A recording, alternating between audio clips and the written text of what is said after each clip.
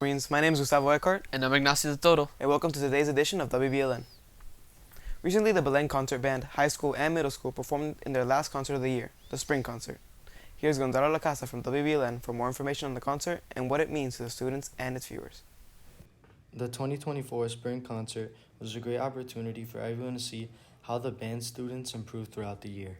A lot of hard work and dedication went into the preparation for the Spring Concert. The Spring Concert is the last concert of the school year.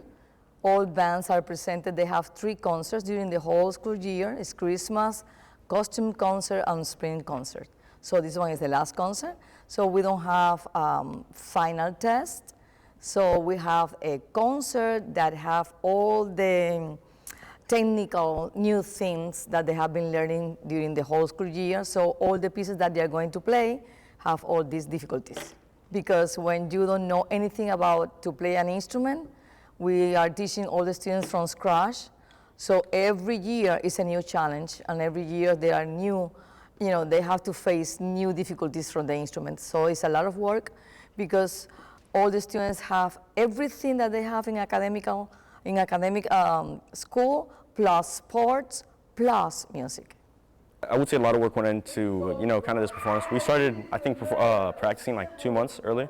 So, and I performed 3 different times with high school band, drumline, and my own band. So, a lot of work went into, kind of making everything, make it sound right. The Spring Concert to me means, an important time that's coming up, especially at the end of the year. There's a lot of work that's going to be put in, and I know it's going to be hard, but I know it's going to pay off in the end. So usually a lot of work.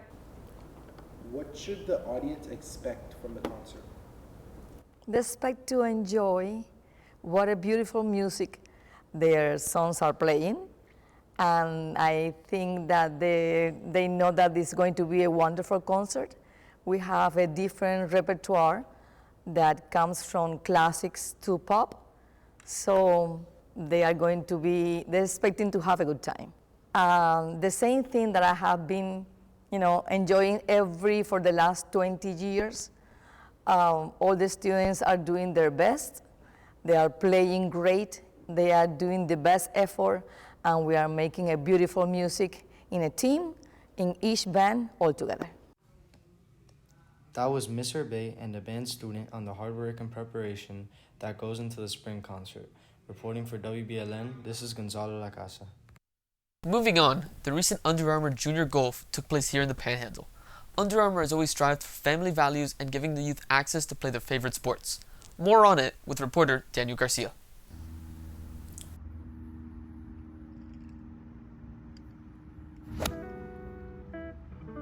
Golf isn't always serious and competitive. It is also a way to bond and have fun.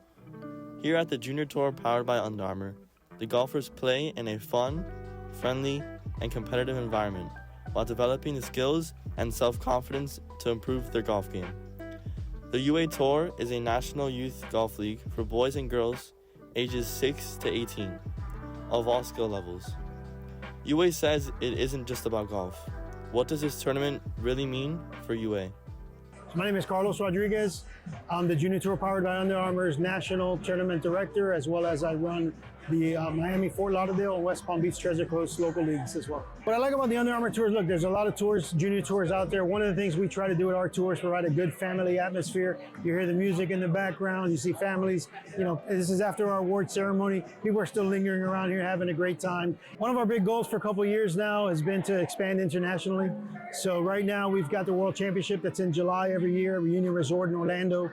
Last year we had about 40 countries represented, so we have a good turnout. What we'd like to do now is expand for local regions out there, and so we can run qualifiers in different countries. So our goal would be to expand and run local tours on an international scale.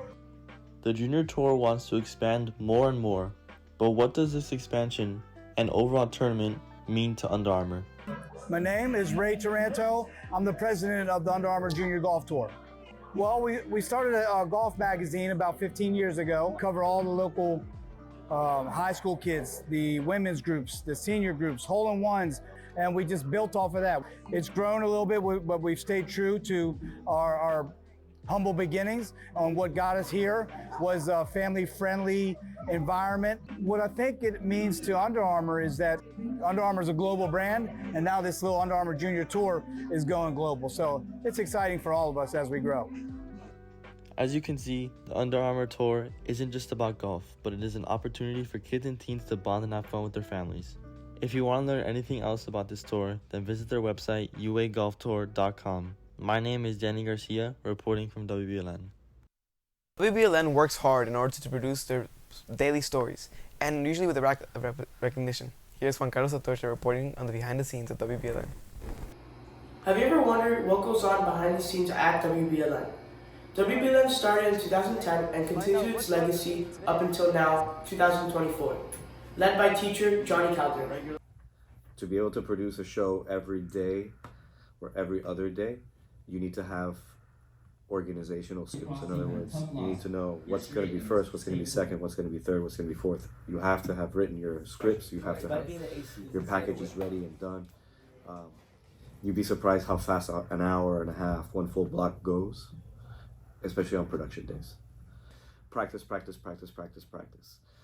You'll notice that at the beginning, that most students get very nervous at the beginning because the camera, all of a sudden you have a camera on you and you have to talk to that camera.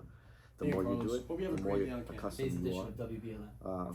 We try and instill a practice of pretending that you're talking to your friend. We want the students to speak in a conversational manner, but we want them to know what they're talking about. So they have to do some research. They have to know their scripts. They should be reading their scripts beforehand. So if you're asking me how do I get them to be prepared, it's basically, I say the same thing a lot. Please read your scripts. Please write your scripts. Know your scripts. Be ready to go. Make sure you look at the order of what the stories are going to happen, especially if you're working behind the scenes, so you know if you need to move the camera before even the director even calls it out. So the more you know of what's going to happen that day, the better and more fluid the show will go. Since WBLN has started, Belen has made many changes to the studio for students to become better and be more productive, and possibly establish a career they would like to pursue later on in their lives. When I was here, this entire room was green. There was not one piece of real set besides the desk. That was the only physical piece we had. Everything else was all green screen 100%. The sports was all green screen. It looked like we were doing the sports from the roof of the storage room that we have now, overlooking the football field. That was our backdrop for the sports. The weather was 100% green screen. Well, that's changed too. Now you guys don't do the weather. We used to do the weather like with a map, showing the clouds and all that stuff. So we used to do the weather like that. But yeah, that's probably the biggest change is now you guys have a physical set, which is super nice. Everything we have was all digital. Nothing was real. Reporting for WBLN, I'm JC Antorcha. With 2 weeks left in the school year, summer is fast approaching, and Miami is known for its robust summer. But if you're sick of the beach or want some time away from the sun, you can check out K1 Speed. K1 Speed is an indoor racing track for go-karts which have a range of speeds. The speed depends on your height, starting at 20 miles per hour for all under 4'10", and maxing out at 40 miles an hour for those over 4'10". At the West Hialeah location, they have 2 racetracks, a small arcade, party rooms, and even a small restaurant where you can cool down between races. From parties to casual racing to league racing, K1 Speed has all levels of competition and is a great place to come together with friends and families of almost all ages. Our WBLN team was able to talk with the manager about why K1 Speed is so special and fun for all. Let's hear from him now. I always say if you want to go fast, you have to come to K1 Speed. Our cars go 40 to 45 miles per hour, so if you're really a fan of speed, you can come here. We have 2 tracks and you're going to have a lot of fun.